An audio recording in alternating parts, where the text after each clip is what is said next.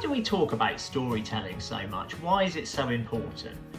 Well, here's one answer. Hi, I'm James, by the way, and I help teams and organisations tell better stories and use them to increase the impact of their comms.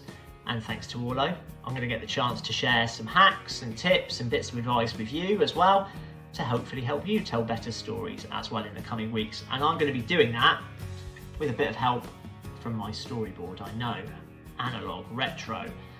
So why is storytelling so important? Well, it's because if we use stories, they can have a really big impact on our comms, because stories are so much more memorable than things like facts and data. Because of the way our brains have evolved and because of the way we're wired, we retain stories much better than we do facts and data. So how much more memorable are stories?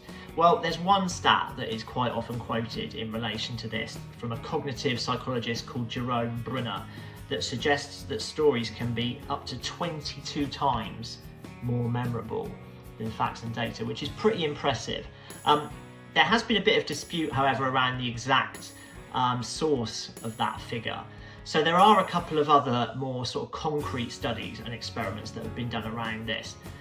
One was by some students giving some presentations and then testing people's recall from those facts given in the presentations. And that was found to increase recall by 12 to 13 times, so still pretty impressive.